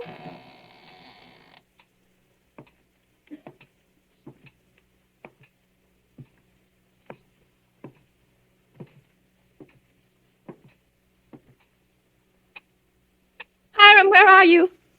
In here. In the parlor. What are you doing there, Hiram? Waiting to hear you sing. You're at the harmonium? Yes. All right. I'll sing. I haven't sung in years, but I might as well. I'll sing for you out here in the hall. My voice will carry better. It always did carry better in the hall, didn't it, Sophronia? So you remember that, too. Of course, you know both the front and back doors are locked. Play a few bars, Hiram, dear, to warm me up. Shall I sing, too, Sophronia? Would you like me to sing along with you? If it pleases you, Hiram. Work for the night is coming. Work in the morning sun.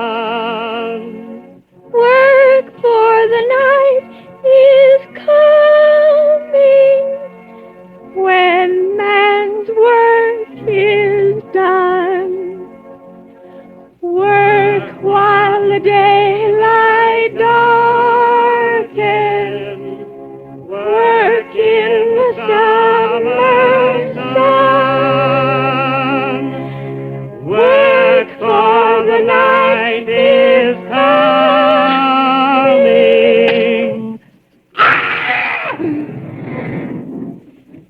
When man's work is done.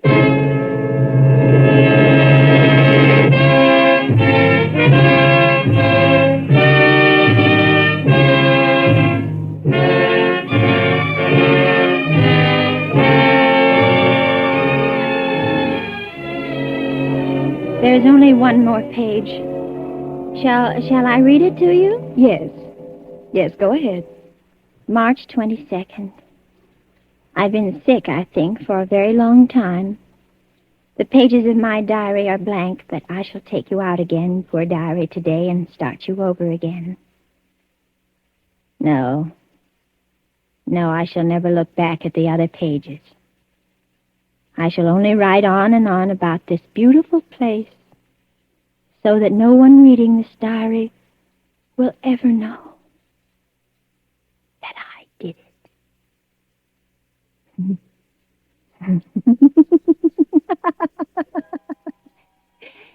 But I did do it, Diary. I was smarter than he. When I opened that door at the head of the stairs and heard the music, when I saw the fire axe still hanging on the wall. Oh, I was so cautious. So terribly cautious. I tiptoed like a little mouse, even as I sang the hymn into that room where he was playing. But I was clever, so much cleverer than he. I kept on singing. And now I'm free. Free as a bird. I'm free and he shall never catch me now, not this time or ever again, because he's dead. Isn't he, Nurse? Nurse, isn't my dear brother-in-law, Hiram, really dead? Yes, miss, he's dead. And now I'll thank you to hand me that diary. The doctor doesn't approve of the patient's writing anything.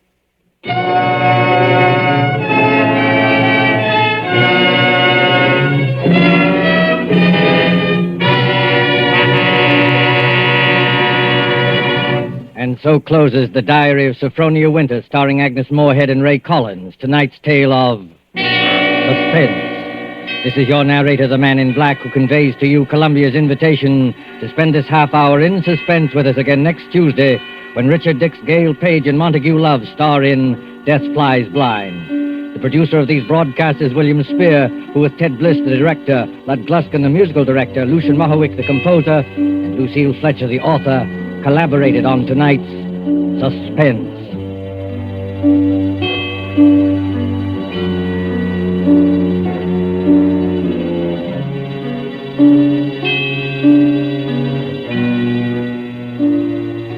This is the Columbia Broadcasting System.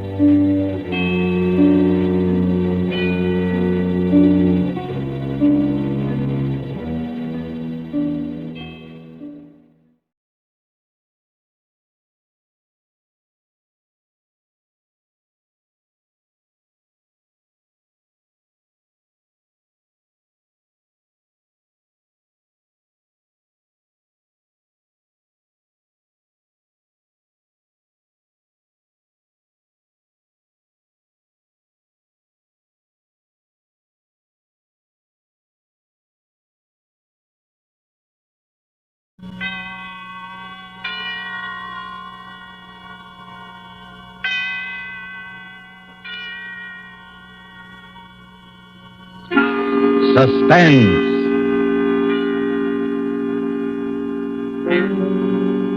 This is the Man in Black, here again to introduce Columbia's program, Suspense.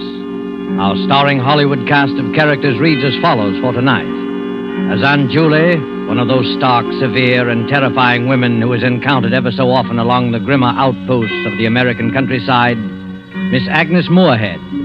As Carol Linden, the girl who returned to a scene of childhood happiness and found terror living in the house, Miss Ellen Drew.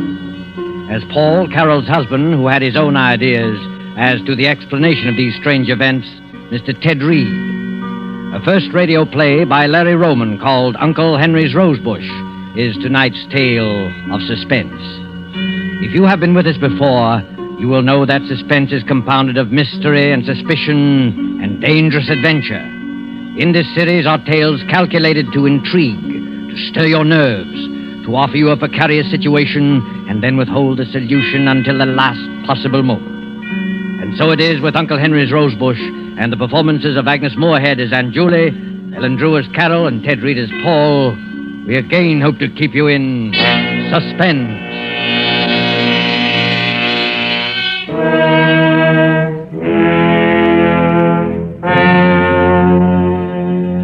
I shall tell you the story exactly as it happened. There's no use pretending. I'll never forget, and I know I'll not awake and find it all a dream. It's real, and for the rest of my life, I shall know it's real.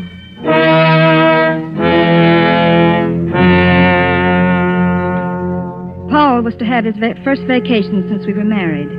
I suggested we visit my Aunt Julie and Uncle Henry, who had a small farm upstate. They had always been very kind to me. When I was a child, I used to spend my summer vacations with them. They love children. I've often wondered why they never had any of their own. Some time ago, I'd lost track of them. They'd never seen Paul, and I was certain they'd like to. Paul said it would be fine. We'll surprise them, I thought. We were the ones who were surprised.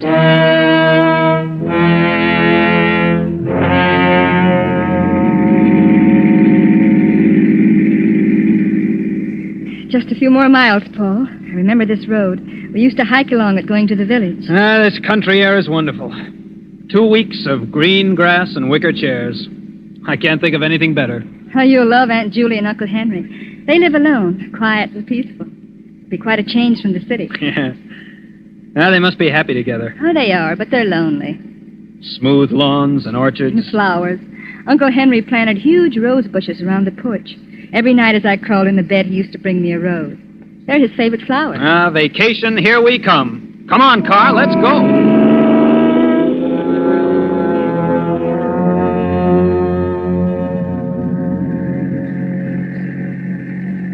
Just around the bend. Here we go.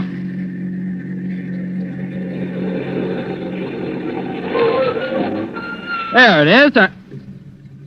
Carol, look. Why, Paul. Are you sure this is the place? Yes, but all the weeds and the broken shutters. Looks as though it's been neglected for months. I don't understand. Yeah, perhaps it's deserted. But it can't be. It's their home. Oh, come on. Let's go up and see.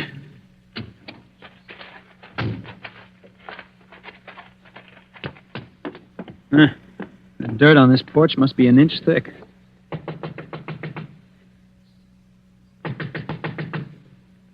No answer. Nobody here. Look, Paul, over there at the end of the porch. The rosebush. Uncle Henry's rosebush. Why, it's trimmed and neat.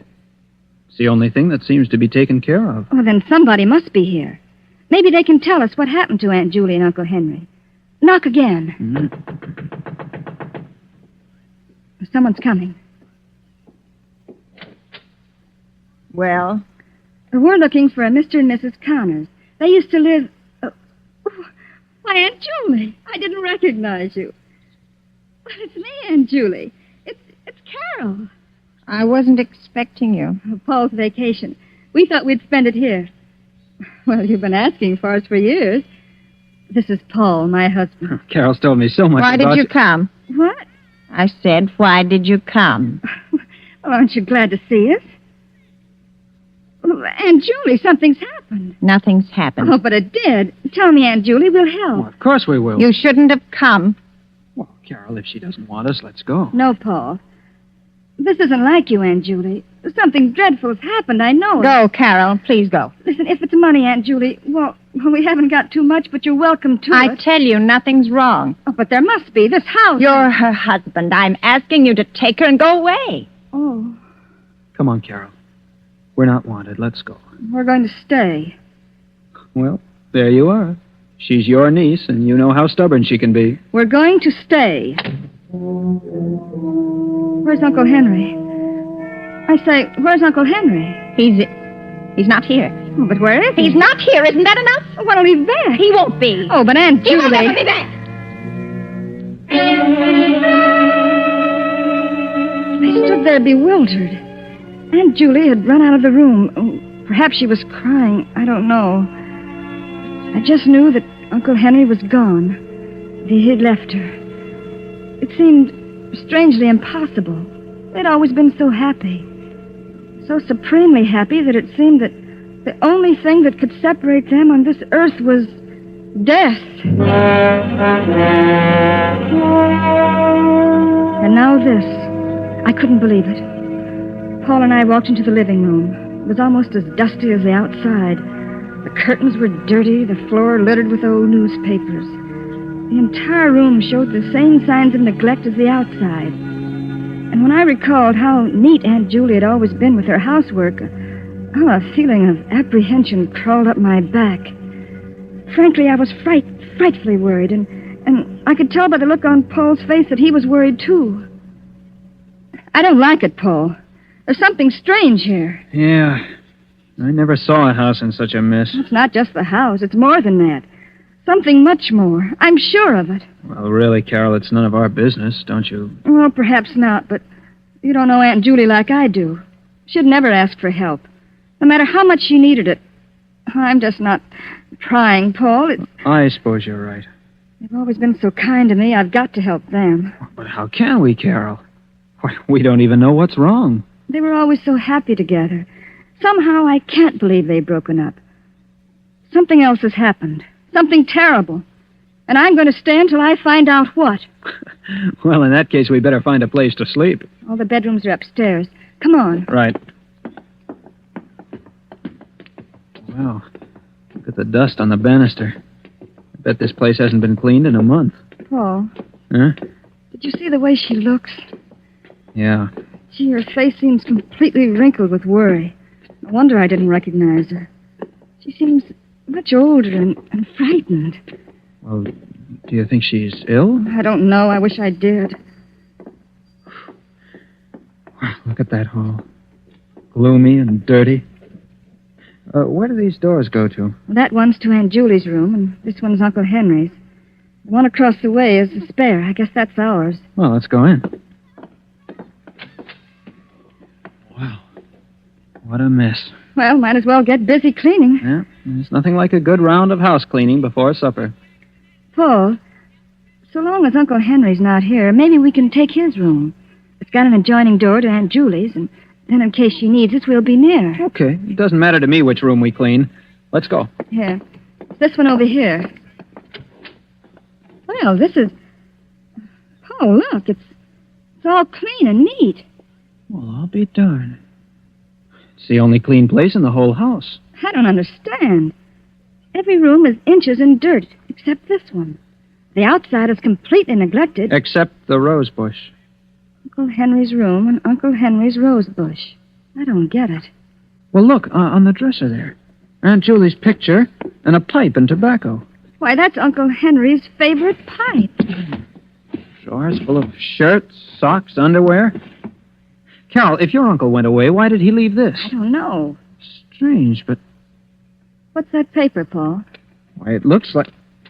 It is an insurance policy for $30,000 payable to your Aunt Julie in case Uncle Henry dies. Carol, What this are you is... two doing here? Aunt Julia. What are you doing here? Well, we thought What's that in your hand? An insurance... Give it to me. But And keep out of this room. Oh, we didn't Don't need any come. I didn't know how to take this. Uncle Henry's pipe and all his clothes were still in his room. And yet, Uncle Henry was gone. I couldn't understand why Aunt Julie got so angry. I looked to Paul for an explanation. I could tell he had something on his mind, but I didn't dare ask him what it was, and he didn't say. After Aunt Julie's outburst, we went back to the spare room and cleaned it. Then we washed and started downstairs for supper. Watch your step, Carol. These aren't the strongest-looking stairs. It'll be all right. Paul, what do you make of Aunt Julie's behavior? Frankly, Carol, I'm worried. I'm frightened. May as well admit it. There's something strange here that frightens me to death. Well, I don't think there's anything to be frightened of. It's just that... Oh, there, that's the last step. Let's way to the kitchen. Right. Oh, as I was saying, I don't think there's... Look out, Carol! Well, that was close. That vase just missed you. Vase? Yes, and it was a heavy one. The one at the top of the stairway. If it would have hit me. Yeah. Oh, Paul, I'm frightened. Look, coming down the stairs. What happened? The vase fell. Just missed Carol. Oh, don't worry about it. I didn't like the vase anyway. The vase? What about Carol? She almost got killed. Never mind, Paul. It was an accident. An accident. We were just going in for supper, Aunt Julie. Care to join us? Well, Oh, come on, Aunt Julie. It'll do you good. Oh, all right. Here. You two sit right down. I'll have something prepared in a minute. I'm not very hungry. Oh, nonsense, Aunt Julie. I'll fix something that'll make your mouth water. You know, when Carol and I get through cleaning this place up, it'll look just like new. Yeah? Sure. I think when Carol and I have a family, we'll take them to a farm. Really? Yes, yes. You know, this place would be swell for children. Oh, what do you mean? What did I say? What's the matter? What's the matter with Aunt Julie? Where's she going? Don't know. I was just trying to make conversation. Just talked about children on a farm, that's all. Oh, Paul, I'm frightfully worried. Do you think we ought to call a doctor for her? I don't know. We have to do something. She certainly doesn't look too well. But maybe she isn't really sick. What do you mean? Well, maybe if your Uncle Henry did leave her, well, then maybe... You mean she still loves him? It's possible, but... Oh, but you don't really believe it. Oh, Carol, I don't know what to believe. I just know something's wrong. Uh-huh. I'm not hungry, Paul. Me either. Let's go for a walk. Maybe we can figure something out. The country's so peaceful and beautiful in the night. Yes, it is. I wish you could enjoy it. But I can. Oh, don't try to fool me. Your first vacation in years, and you run into this. Well, we have to help her. Of course. But how?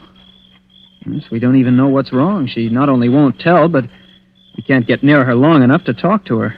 Suppose Uncle Henry really did leave her. He may have gone off in a huff. That would account for the clothes being here. Well, perhaps. And suppose she still is in love with him. Well, that would account for... But even if that's so, could that make her feel so badly? Make her act like this? Not talking, neglecting everything? Everything except his room and his flowers. I don't know. A woman's love is a strange thing. If you left me, I don't know what I'd do.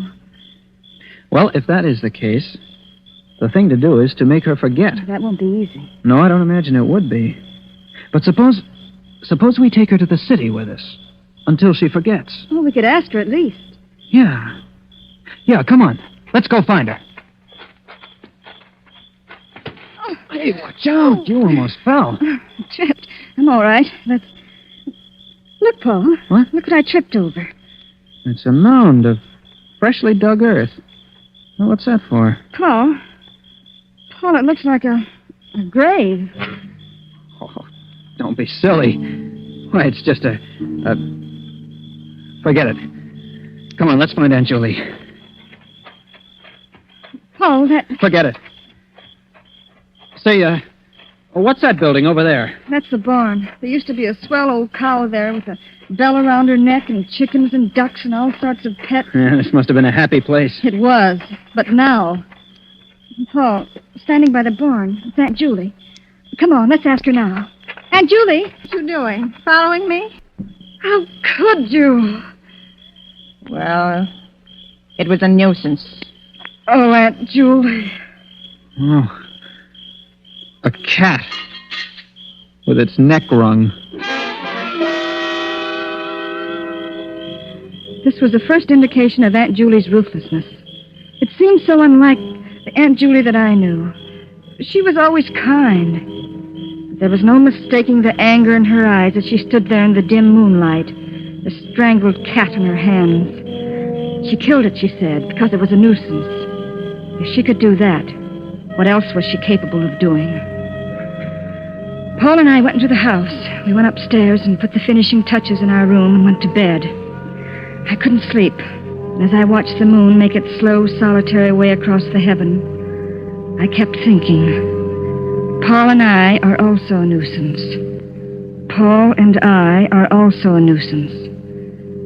Toward midnight, I became drowsy and was just beginning to fall off to sleep when I heard footsteps in the hall. Paul. What? Paul, wake up. What is that? Shh. I hear footsteps in the hall. I don't hear anything. There. Hear it? Yeah. Must be Aunt Julie. What would she be doing up this time of night? I don't know, but who else could it be? Well, I'll go see. I'm coming with you. Now, quiet. Don't put on the light. I can't see. Oh, yes. Now I can. It is Aunt Julie. She's walking down the hall. I think she's coming this way. Quiet. Shh. I think she's... What's she got in her hand? Looks like a scissors. Scissors? Yes. What would she be doing with... Carol, she's coming this way. Get back in bed, quick. What? Get in bed. All right, now, quiet.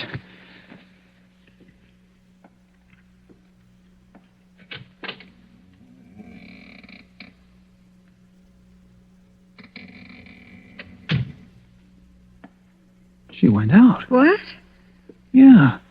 She just looked in and left. Do you think she knew we were awake? I don't see how. Let's follow her. All right. Where's my other slipper? Ah, there. All right, come on. She's going downstairs. Come on, and be quiet. I think she's going outside. Let's go. Not so fast. Give her a chance to get out.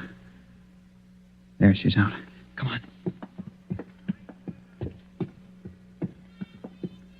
Look, Paul. She's cutting a bunch of roses off the bush. She's taking them around to the back of the house. Come on. Here. Now get down behind this bush. Look, Paul. She's going over to that mound and placing the roses on it. Paul. But, Paul, it looks like... Quiet, Carol. She's kneeling beside it. Now she's getting up and coming back. Get down.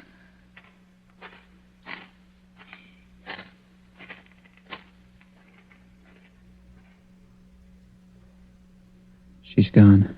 Paul, do you know what that is? I got a pretty good idea. Uncle Harry's roses with Uncle Henry's grave. I said it. I said it without thinking. Of course, we had no way of knowing Uncle Henry was dead. We had no way of knowing that was Uncle Henry's grave or that it was a grave at all. But at that moment, stooping behind the bush in the blackness of the country, we felt it, not knowing why. Paul and I went back to our room as quickly and as silently as possible. Needless to say, we didn't sleep anymore. We just kept looking at each other, asking ourselves questions, trying to analyze our feelings. Soon we could see the streaks of dawn coming up over the treetops, and we slept the early morning hours trying to convince each other that our thoughts were ridiculous. Frankly, I don't think we succeeded. Finally, we decided not to mention it, to go on with the cleaning the next day as we'd planned, to make believe nothing had happened until we had proof. That day we spent cleaning, and all day Aunt Julie was nowhere to be seen. Yet I had a strange feeling that someone was watching our every move. Toward evening, Paul and I sat down for a bite to eat. More coffee? Oh, thanks. I wonder where Aunt Julie is. I don't know, Carol. That's a strange aunt you've got. Yes. Oh, look. The window. What is it? I saw someone looking in. What? There's no one there now. But I'm sure I saw... Probably just a shadow. Yes, probably just a shadow. You're on edge, Carol. I'll be all right. Finish your coffee. I'll start cleaning the bathroom. We'll both work on the kitchen. And I'll take care of the downstairs. All right. Paul, you look worried. You know, this whole crazy business. Let's not talk about But putting roses on a... I'm sorry, Carol. It's you I'm really worried about. If something should happen to you, I'll never forgive myself. Nothing will happen. I'll finish your coffee. I'll start cleaning the bathroom. Okay, Carol. I won't be long. Mm-hmm. Well, isn't too bad. There's the sink. Some hot water. There, that's it. Wash rag around the sink bowl.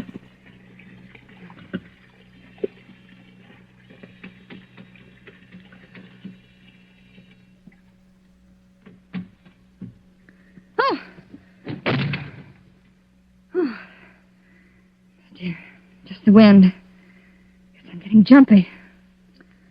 This place won't be half bad when it's clean. Now the medicine chest. Cleaned the mirror.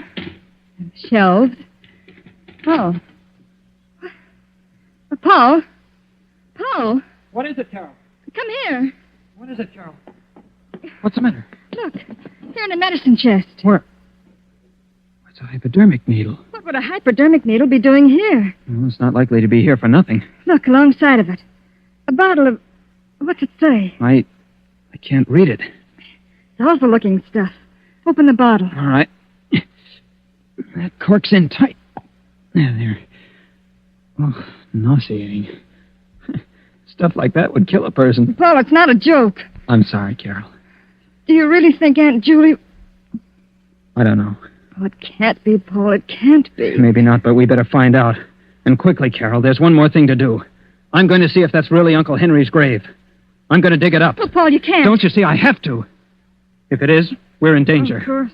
I'm still not sure that falling vase was an accident. We have to find out about this business once and for all. Well, I'm coming with you. We walked out toward the back of the house. And through my mind flashed the succession of events. The neglected house, Aunt Julie's insistence that we leave, the roses, the grave, the insurance policy, and now the hypodermic needle and that infernal oil. All the evidence pointed to but one conclusion. I couldn't believe it, and yet there it was, motive and method. And now we were going outside to dig up the last remaining evidence. Well, this is it, Carol. Sure you want to watch? I won't stay in this house alone. And look at the beautiful roses around it. Hurry up, Paul. Let's get it over with. Okay. Here goes. I never thought I'd turn into a grave digger. This dirt isn't packed tight. Easy to dig. It's getting dark. Yeah. Oh, I think I'll run in and get a lantern. I'll be right back, Carol. All right.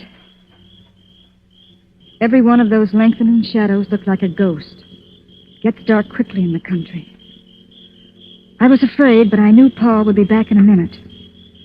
I picked up the shovel and began to dig. Oh, there. That's better. It's so nervous. I'm working. Is that you behind me, Paul? Bring the lantern closer. Gee, it's so dark. Paul, I... Uncle Henry! What are you doing? What are you doing? What are you doing to my grave? Put it back. Put it back. Oh, my flowers, my beautiful flowers, my lovely roses. You've hurt them. You've hurt my roses, and I won't let you. I won't. Keep away. Keep away, Uncle I won't Henry. let you hurt my roses. My sweet, delicate roses. Take your hands away. Take them. You broke them. You killed them. Stop it. Stop it, I'm Henry. going to kill her Stop just it. as she did my roses. Stop it. Take your hands away. Kill her. Henry. Henry. Oh, forgive me, Henry. I didn't mean. Are you all right, Carol? Yes. Oh, Yes, I think so. What happened? What? Oh, Uncle Henry? Aunt Julie saved my life, Paul. And we thought she... Oh, can you ever forgive us, Aunt Julie? you didn't know. Then You he didn't wasn't know? dead at all? No. No, he wasn't. I don't understand. He was living in his room all the time, Carol. I was taking care of him. When you two insisted on staying here, I kept him out of sight. Oh, I didn't want to kill him, and I had to.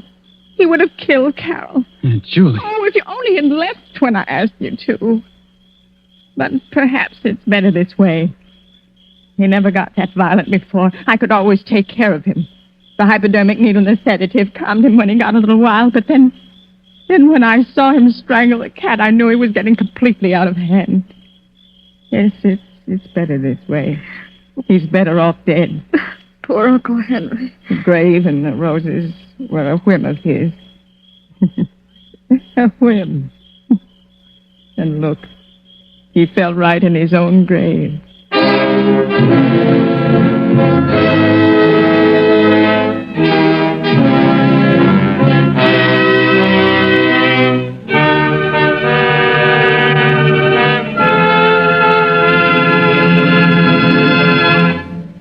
And so closes the story, Uncle Henry's Rosebush, starring Agnes Moorehead, Ellen Drew, and Ted Reed. Tonight's tale of suspense. This is your narrator, the Man in Black, who conveys to you Columbia's invitation to spend this half hour in suspense with us again next week, same time, when we will present another flowery bouquet of suspicion and terror and a homicidal maniac at large.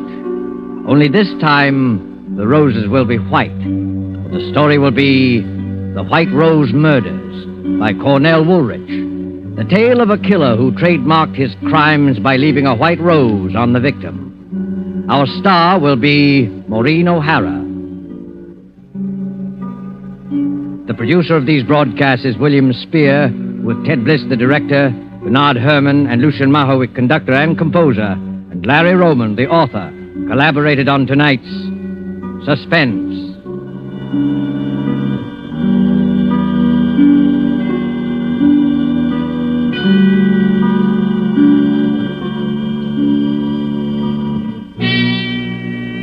This is CBS, the Columbia Broadcasting System.